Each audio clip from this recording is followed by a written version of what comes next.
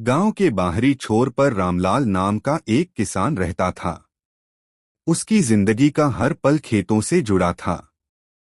सुबह सूरज उगने से पहले ही वह हल लेकर खेतों की ओर निकल जाता और देर रात तक पसीना बहाता।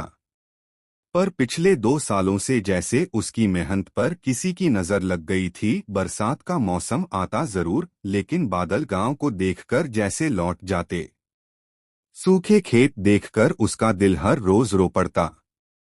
रामलाल के घर में बूढ़ी माँ, पत्नी और 2 छोटे बच्चे थे। खाने के लिए अनाज तक मुश्किल से बचा था। गांव के लोग धीरे धीरे खेती छोड़कर शहर जाने लगे, लेकिन रामलाल हर दिन आसमान की ओर देखकर बस यही कहता, कभी न कभी तो मेहरबान होंगे ये बादल। एक दिन आसमान में बादल उमड़े। बच्चों ने खुशी से चिल्लाना शुरू किया, मगर जैसे ही उम्मीद जगी, बादल फिर बिन बरसे छंट गए।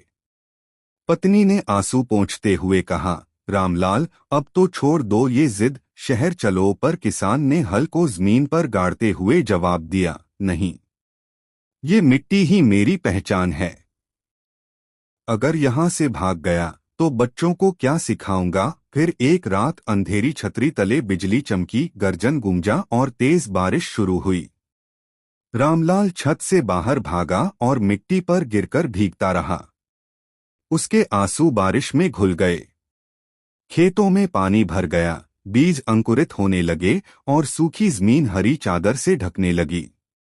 गांव के लोग जो खेती छोड़ चुके थे, वे भी रामलाल के हौसले को देखकर वापस लौटे। सबने मिलकर खेत संवारे और फसल लहलहाई।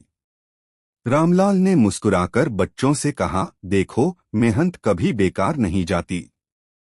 अगर सच्चा विश्वास हो तो बारिश देर से ही सही, लेकिन जरूर आती है।